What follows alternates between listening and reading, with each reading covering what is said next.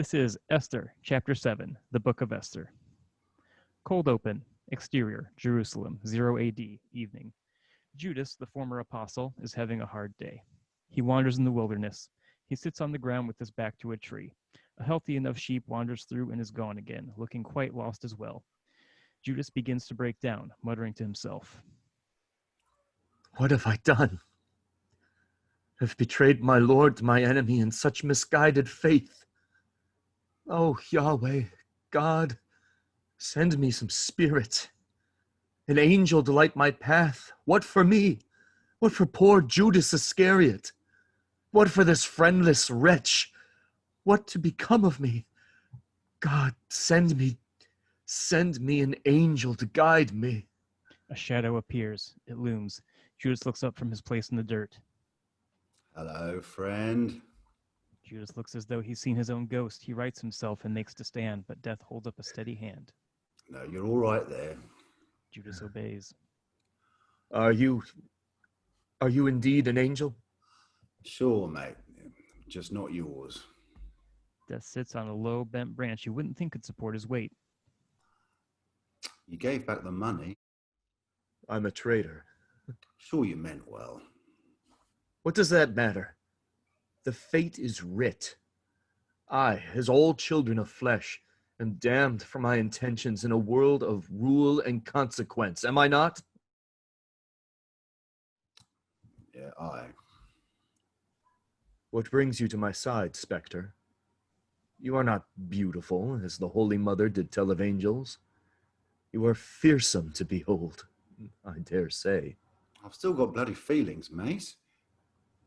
You do not come to absolve me or comfort me, then? That's never really been my thing. So no. You are then the Reaper. But I'm not wounded. Death nods again to Judas's torn robes. Ragged, entwined ropes seem to dangle off his hem. He's not been careful in his tormented wilderness wandering. I see. Death looks away, inconsolably miserable, ashamed, unable to look Judas in the eye. Well, get on with it then. Judas nods. He picks up the tattered ends and begins to fashion a familiar shape to those familiar with the 20th century Western genre, a noose. Will you tell them that... No. I'm sorry, but no. Judas understands. Death peeks over his shoulder, then looks back to the ground. Cut to a death-free scene, Judas's body swaying in the breeze from the tall tree. Exterior, a Chicago bank, 1968 AD, morning. An agitated crowd creeps toward police, led by a young man we recognize by the name Carter. Police and National Guard ready firearms at the sizable, overpowering crowd. Nothing good can come of this. As the two forces approach each other, doom is in the air, until a dumpster explodes in two loud bangs behind the crowd of protesters. Pop, pop! They scatter as police and National Guard shield themselves and attempt to coordinate a response. The day is saved, but by whom? Carter wonders as he flees the chaotic scene. Many lives that seemed in peril but a moment ago now live to fight another day, but on this day no one has to die for the cause. As he departs, he sees his compatriot, Penelope, on the ground, coming to from an imposed mid-protest sleep. Penelope. What happened? Things got real is what. We gotta go. Where's JC? God damn it! Hopefully on his way somewhere less pugnacious than here. Come on.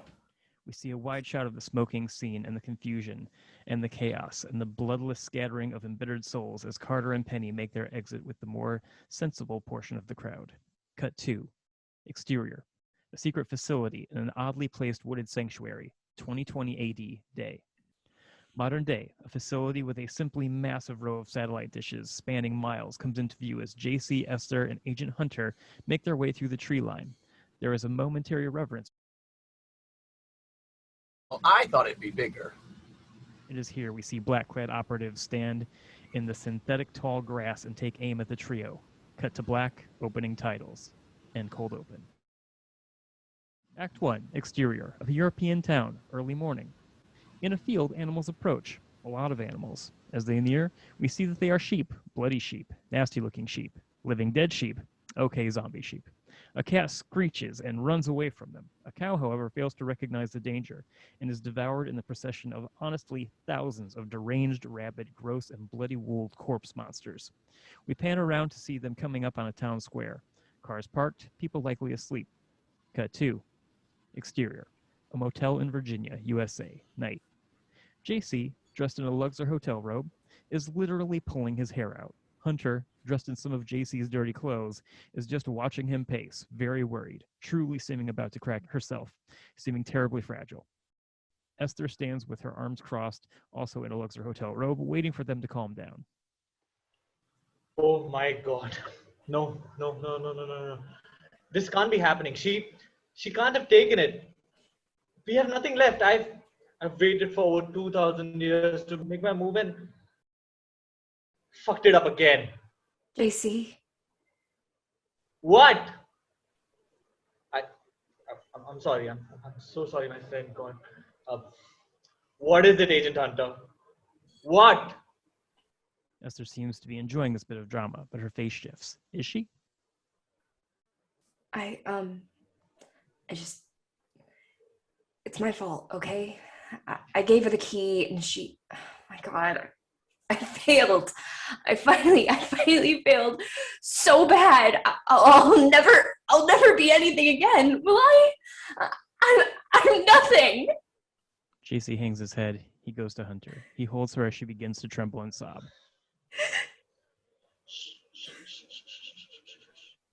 It's not your fault. She lost faith in me, in us. He kisses her head. She calms a bit. You're not nothing. What am I then? JC holds her face and looks into her eyes. He shrugs, truly indifferent. Whatever you want to be. He lets her go and walks away. She is hardly comforted. JC goes back to pulling his hair out. Oh, for heaven's sake. She walks to JC. Got a little something behind your ear. JC looks. Esther puts her hand by his ear and magically produces the thumb drive. JC's eyes light up and Hunter's jaw drops. Damn it, Trickster. But how did you? Oh, for God's sake. I put it between a couple of towels, you child. Oh. Hunter closes her mouth. Cut 2. Interior. A truck stop down the highway. Night. T eats pancakes with an older woman in an AC/DC hat. Dolly Parton's new hit single, I Still Believe, plays in the background. You're lucky I came along, little missy. Can't believe you're out itching at night, pretty young thing like you. Eat up, hun, it's on me. You're skin and bones. Skin and bones. Guess that's the English in you, though. Boiled cuisine and such. I mean, I can pay. It's okay. I just need a lift. T rummages through her backpack, then realizes it's probably not a great idea to flash around $1,000 wads of cash in a joint like this. She finds some bills in Esther's clutch, all hundreds, then reconsiders. I mean, thanks so much. I appreciate it. I would like to get, though. I'm sort of in a hurry to get. T is looking in Esther's clutch again. She has pulled out the cash, but keeps looking for what is simply not there and should be. Oh, no. Something missing, darling. I got tampons in the turbo if you're in need. I need to go back. Right now. Okay, just hold your horses, girlie. I got at least a refill with my name on it, and... I said now!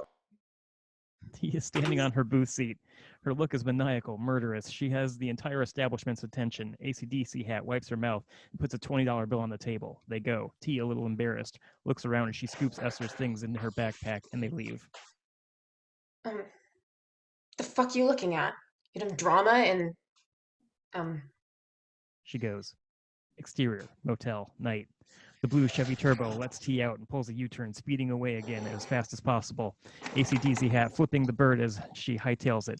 Hell's bells blasting into the night. T sneaks through the parking lot, careful not to be seen by Esther, JC, and Hunter as they pack the car. She crouches a moment amidst the bags. We lose sight of her for a moment as JC and Hunter pass all of Esther's accoutrements out of her hotel room, and when backs are turned again, T slips into the open trunk and pulls Esther's massive luggage in front of her. JC turns around and sees just the tip of T's sneaker before it dips out of sight. He shakes his head, looking a bit relieved again. He calls out. Hey, Esther, I don't think I have room for this. The last bag. From inside the room. It fit on the way here, for Christ's sake. Just force it. Put your weight into it, skinny. JC waits. The massive suitcase moves slightly, as if some tiny person were behind it, bracing themselves for impact. Come on out, Diana. A beat. Then T sheepishly emerges. Hunter steps out to see what is happening, and she just looks sorry for T. Cut 2. Exterior. The wide, free, and open road. Early morning. The green Jeep flies toward us on the highway with the top down. Inside, we pan from happy Esther to nervous Hunter to resolved JC and finally landing on pouting, zip-tied T. LCD sound system's movement plays at high volume from T's confiscated phone and tape adapter. The Jeep moves along faster and faster, zipping around slower vehicles in the fast lane, and finally out of our immediate view. We linger and follow the caravan of black, unmarked vehicles with tinted windows gaining on them at a cautious, if menacing distance. End Act 1. Act 2. Interior. European Town Square. Morning. The monster sheep arrive in the town square and gnaw on benches, car tires. One chomps into a squirrel and seems just slightly more satisfied than the rest. Perhaps they will just pass through, unable to open doors, and with no one seeming to be out. No such luck. The first zombie sheep to break a window is promptly blasted to hell by whoever is inside the abode. But zombie sheep see, zombie sheep do, and the rest get to kicking glass too. Blood sprays as residents fire or hack at the animals with whatever old family musket and or sickle is available. At the butcher shop, a man with a curly mustache runs out and starts hacking one sheep monster after another to bits, and is eventually overcome, his intestines making a fine snack. Others emerge to fight the undead sheep with rolling pins, pitchforks, power tools, you name it. They seem to have been ready for this, even waiting. Thanks, local news anchor What's-His-Face McGee. Your on-air sacrifice to the beast was not in vain. We see this on a TV, basically looped for 24-hour programming. We'll come back to all this. Exterior. A desert road on Route 66. Evening. The quartet pull off and check into another motel for the night. Interior. Motel room. Night. This time, Hunter and JC share a room with T, who is tied onto a folding cot in the corner, facing the TV, which is on. Golf. On the bed with JC. We can watch something else. T says nothing. You're alone. Her not talking saves us gagging out. I don't want to gag her. Hunter gives T a half smile. T continues to scowl silently at the television. Golf announcer. Ooh, that was a nice stroke. We'll see if he can pull that off again. It may just be a day of miracles here at Shady Greens. Interior. Esther's room. Night. Esther sits alone. No drink. Nobody there. Just thinking. Gina? Nothing. The mini fridge rumbles to life and dies. Sparks. Oh, to hell with this. Exterior. Motel. Night. Outside, Esther wanders the parking lot and has a cigarette. JC joins her in time, taking just a drag, then passing on the next offer. They stand and watch the stars. There's a lot more out there, you know. JC shrugs. I assumed, but I don't know. Take my word for it. It's fun here, but when the place gets old, it gets OLD. Tell me about it. When we're done here, I will take you someplace brighter. How about kinda? I could use a break. Oh, you're no fun. Who told you I was fun? The Gospel of John. Oh, you read John. I prefer Mark. Personally, I thought Thomas got more right. His stuff's not really considered canon, though. You gotta trim fat to make a story hold together in the retelling. I guess. Tell me, though, the water to wine? Ah, that one, yes. That happened. See, you're fun. You just haven't been to a lot of parties in the last 2 millennia. You're tempting me again? Ah. You put it together.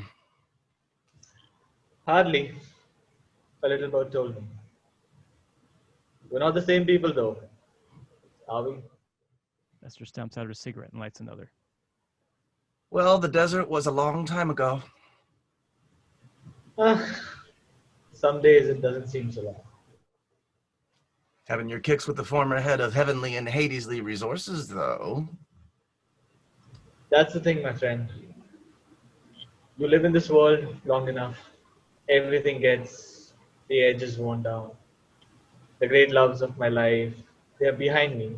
Fun, sure, but even good sex in 2020 years, it feels, what's that word? Redundant?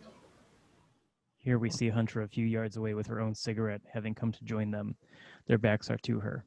A single tear is formed in her eye. They do not turn around. Quietly, Hunter steps back into the motel room and carefully closes the door again. Interior, motel room, night. Hunter sits on the bed and sits, and she sits. She can think of nothing but sitting, so she sits some more. T turns to her. Hunter is crying a bit more now. Are you okay? Shut up. Cut to a few minutes later. T is asleep. Hunter pretends to be. JC re-enters and quietly turns off the TV and gets comfortable. He joins Hunter in bed. She does not stir. JC closes his eyes. Interior, a home in Israel. 1 BC, night. JC sees Miriam, her kind, loving eyes, her touch. He sees Judas Iscariot, the apostle, punching him in the face again. There's no other way to look at it, Yeshua. Make your flock an army, or you are the oppressor in doing nothing when you could have done something. Interior, motel room, 2020 AD, night. JC opens his eyes. He looks to Hunter. He kisses her on the head and rolls over to sleep. She opens her eyes. She's presently hard for us to read. Esther comes in and kicks off her shoes. She curls up in bed between Hunter and JC. It's odd, but neither says anything. Good night, children. Nightmares and bed buggies be gone. She's asleep when her head hits the pillow. Whatever. Fade to black. Fade up. Exterior. The road. Day. The quartet all look tired except for Esther. T is still bound. Hunter drives. I need to sleep a little. Already? Okay, JC, baby, you're up.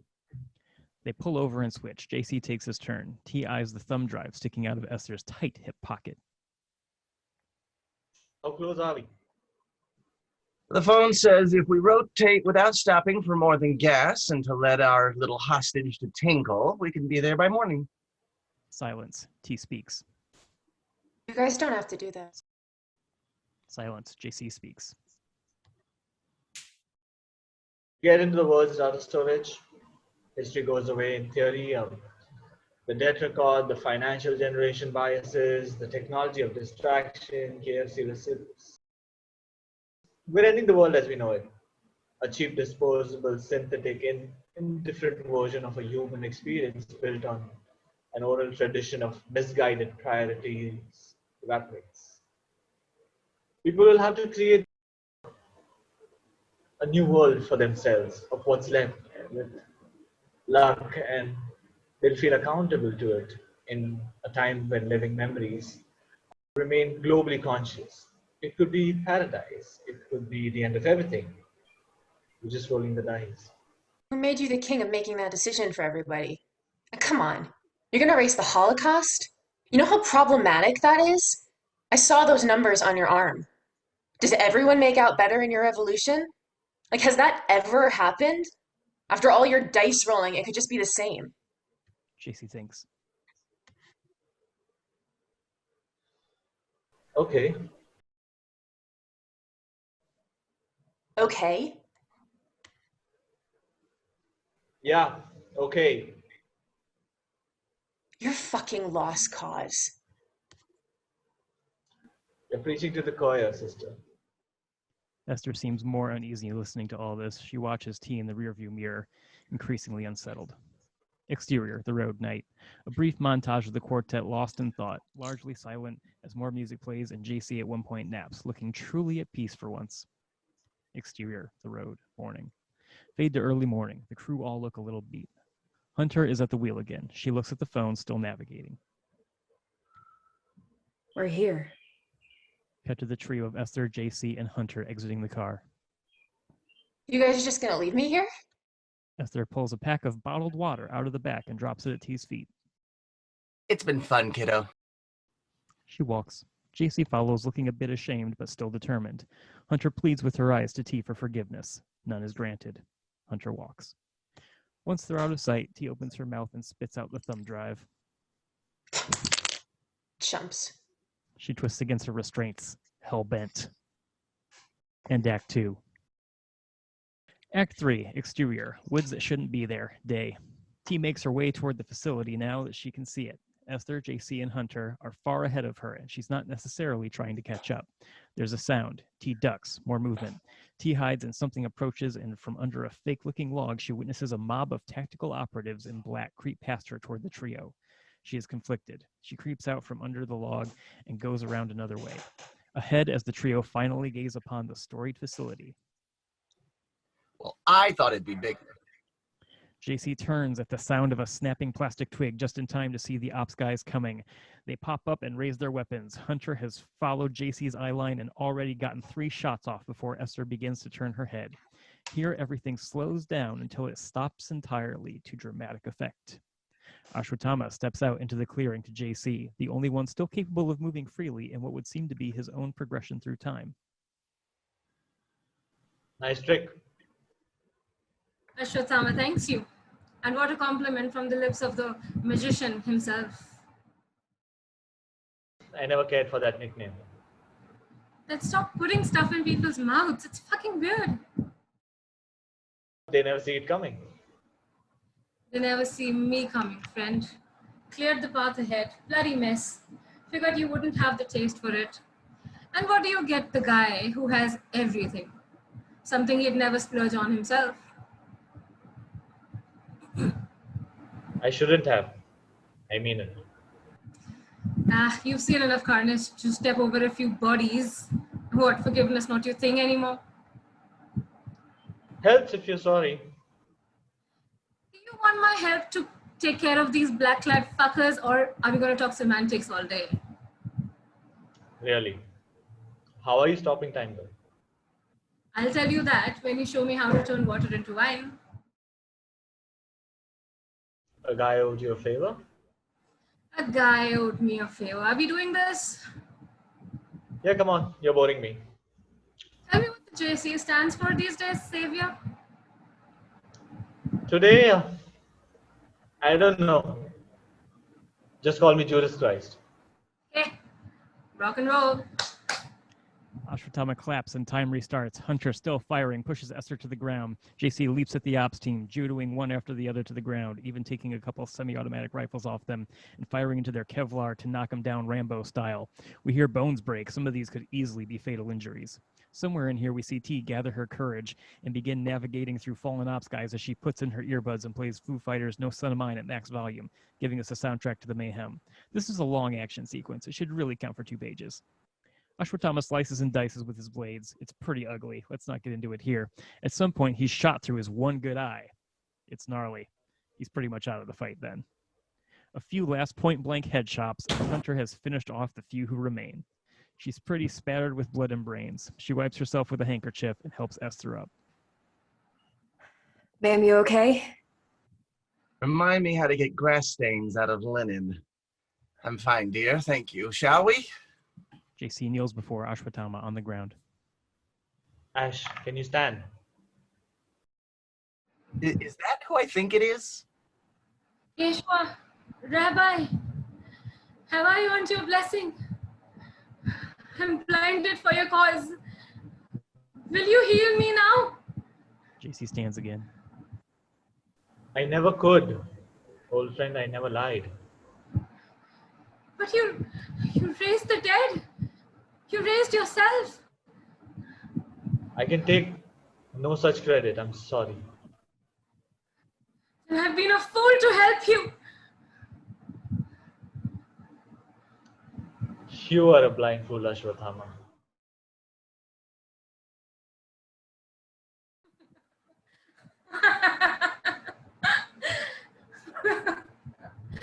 My friend, you're no magician. You're a comedian. I see I see a bright future for you, dear lad. I see.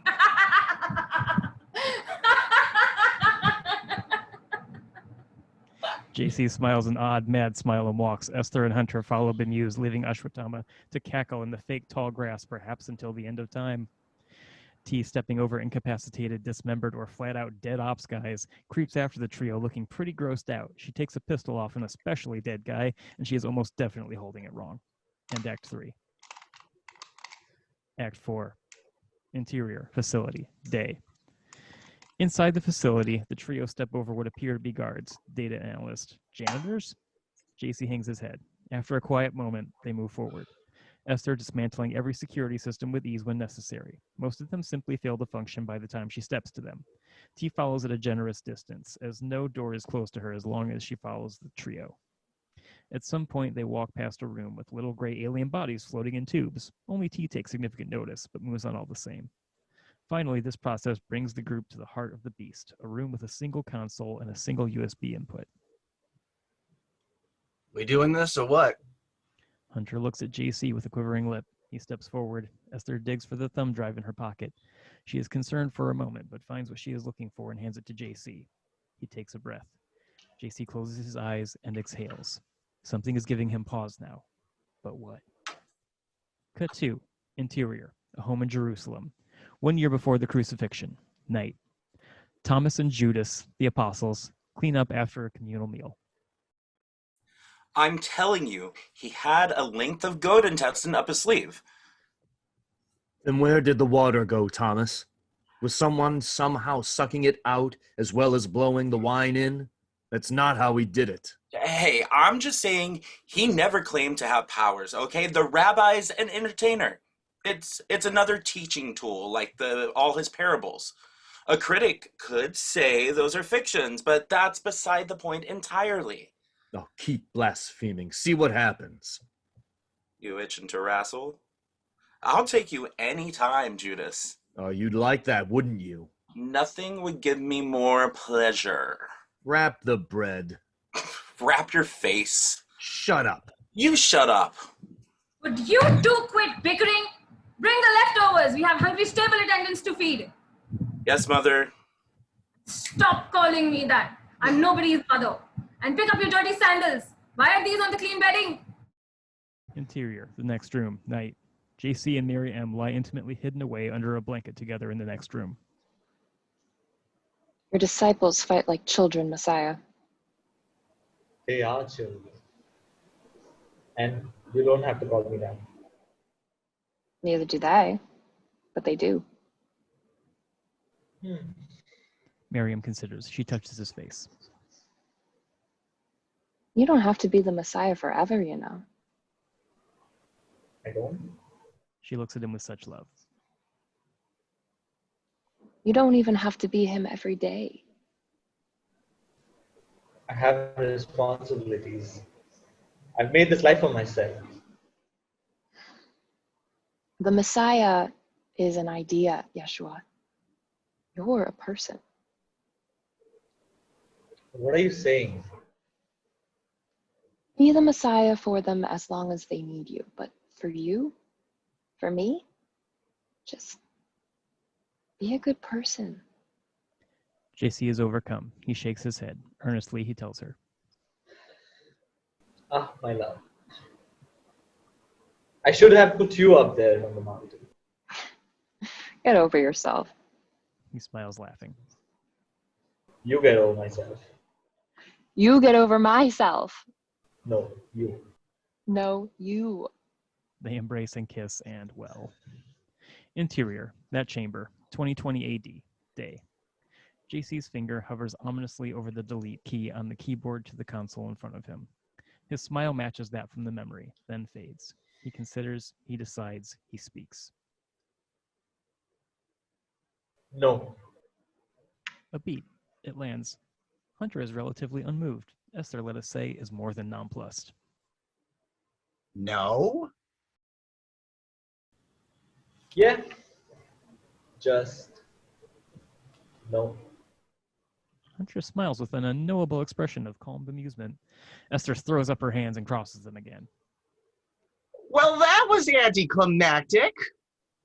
It's here that T pops her head into the doorway, taunting them with the proper thumb drive between fingers in her fist, effectively flipping them the bird. You don't want this then? JC grins. Esther is all the more red-faced now. Then she seems kind of impressed. T shrugs and chucks the gun toward the other end of the hall, where it clatters to a stop harmlessly. You little minx. Well, what's on this then? Some Smash Mouth my cousin copied for me. I haven't gotten to upload it to my phone yet. Play it if you want. Stomping her foot. Are we really not doing this? Because honestly, I could use a day-long shower. We all could. T tosses the drive up and down, playing catch with herself with some near misses. Dunno. She's ashamed not to use it at all. Exterior, European town, day.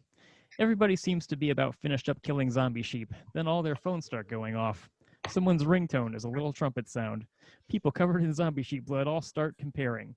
They call their friends and family living abroad. Yep, sure enough, literally everyone in the world with a digital device seems to have just received a set of emojis that reads poop emoji, gun emoji, heart emoji, eggplant emoji. Someone covered in zombie blood. Huh. What do you make of that? End Act 4. Act 5, exterior facility, day. The quartet stroll over bodies once more and head back to the Jeep.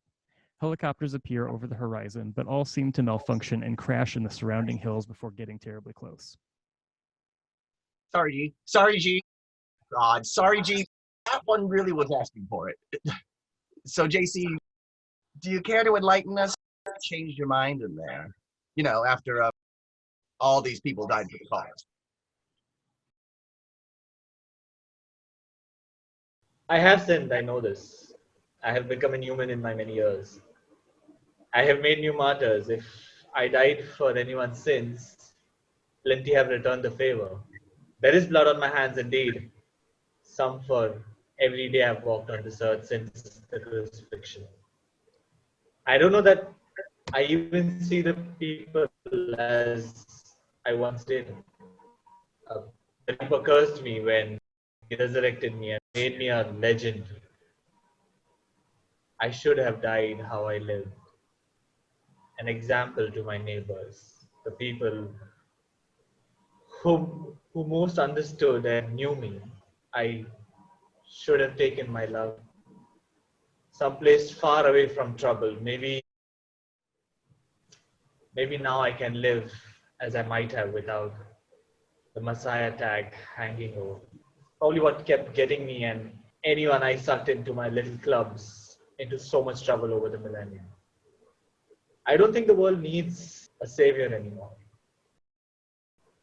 Maybe people just need to get on the same page with some things. Maybe I've helped, maybe not.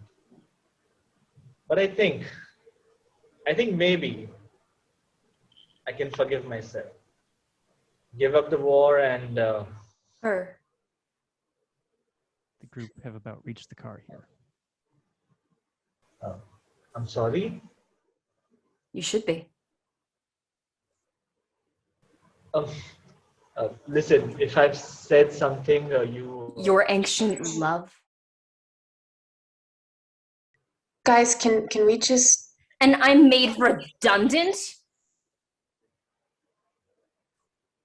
Oh God.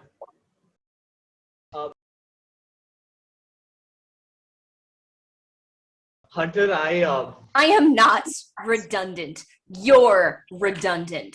Her hands come up and so do his. Bang! In slow motion, JC falls. T puts her hands to her ears. She looks to see Hunter holding the smoking pistol, sand silencer, Hunter's face in a state of deranged shock. Esther steps forward and takes the gun from her slowly, very slowly. You heard him. He said... Oh, honey. T kneels in the dirt by the road. JC is still, his blood on the road, a hole in his head, right between his eyes. There are also holes in both his hands where he held them up in defense. They lay now askance across his chest. Oh my God. I didn't mean to do that. Esther pockets the gun and puts an arm around Hunter. I know, baby. There is a long silence. Shadows move on the ground. The remaining trio look up. No more helicopters. Just birds. Huge, menacing birds that remember when they were dinosaurs. They circle. We have to bury him. Hunter trembles in Esther's arms. Yeah? Okay, hun. Esther puts Hunter in the Jeep. She then takes JC's arms, T his legs. They manage him into the back seat. T sits, pressed up next to the slumped body. Hunter just sits in the passenger seat in a daze, looking straight forward. Esther drives. We watch the Jeep disappear over the horizon and hold our position. Then we pull back. JC is watching them go with us. Hey!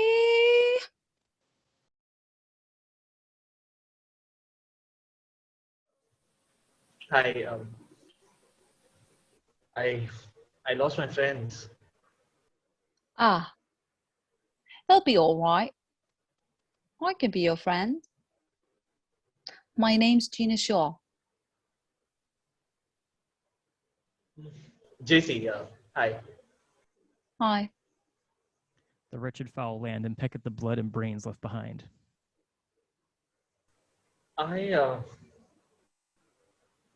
I seem to be stuck out here. Do you have a car? Well, I can get you where you need to go. Anywhere in particular?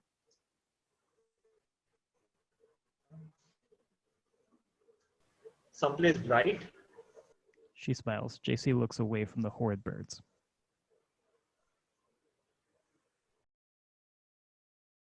And kind? Someplace no one gets hurt? Well, I can see about bright. Come on then. She holds out her hand. JC takes it. He looks toward the far-off Jeep one last time, then seems to forget it. He switches tracks. Hey, did I do all right? Oh, I'd say so. Sure. But who am I?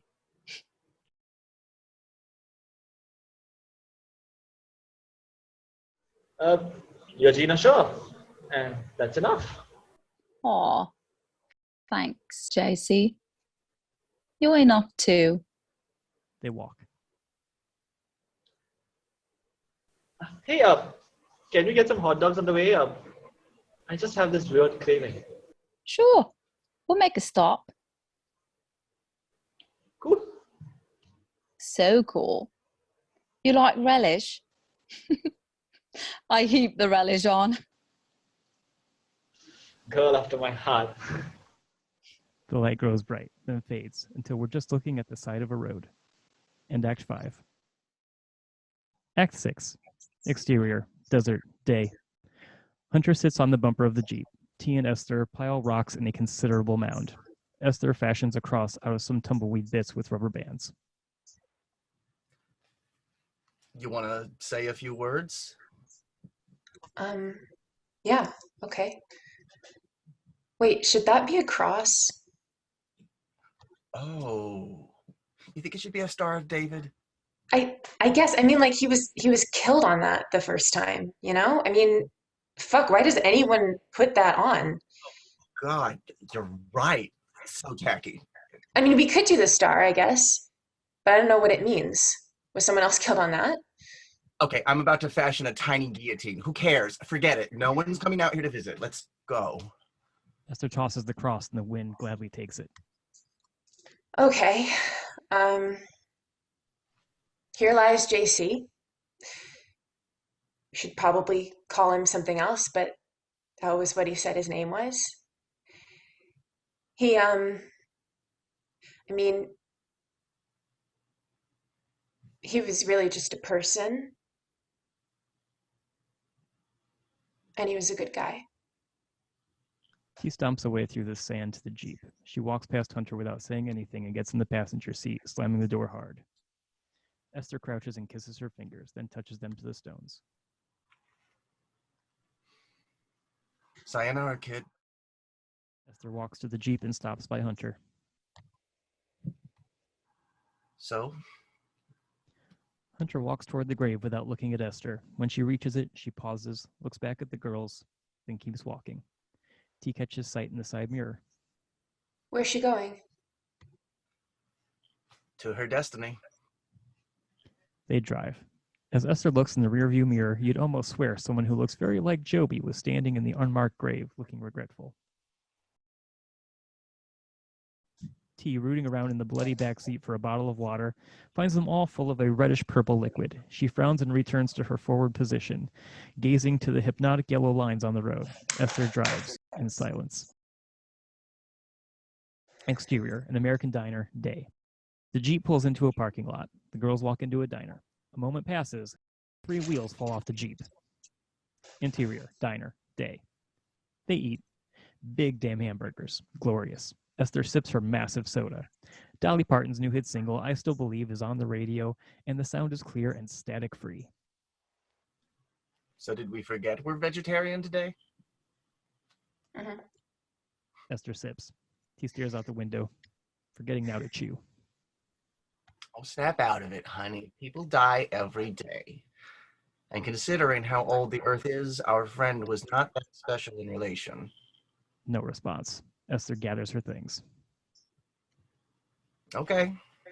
Bye. Hope they raise no red flags when you pay your way home in cash. We're probably not international fugitives now. We'll see. Wait, I'm okay. Just sit down. Esther sits again, sips, considers. Where do you want to go next? I'm technically supposed to be in school right now. Pish posh. Pick somewhere fun. Well, I do want to go back to school eventually. I'm obliged to move on as well, but let's drag it out a bit, shall we? Okay. Can we go to Dollywood? Esther nearly spits her soda. She takes a beat. She reaches out her hand and takes T by the wrist. T, darling, I am in love with you. Be my child and my mother and my sister and my marriage. Ew, use different words. Dollywood it is. On the double. Dolly, here we come. Checks, please. No, what are you talking about? I just started eating. We'll eat in the car. What car? Have you looked out the window? Have you noticed everything you touch seems to turn to shit? Less every day, dear. And isn't that just the best we can hope for? As the girls wrap up their meals and pay from T's backpack of fat stacks and walk out the door, we pan to the TV above the counter. A presidential election is decided, and the news throws to a story about a new vaccine. Something about zombie sheep and some police officers potentially facing justice for the murder of unarmed U.S. citizens over the previous summer. Activists chant approval and demand further action in the street. We finish on a very enigmatic set of emojis with the headline, The God Text, Theologians Weigh In. And we follow through with our pan out into the parking lot where we see and hear Esther and T peel out in a shiny white Cadillac to the distorted thump of St. Vincent's Fast Slow Disco as the sun goes down on New Mexico in fall of the year 2020 after death. And credits end series.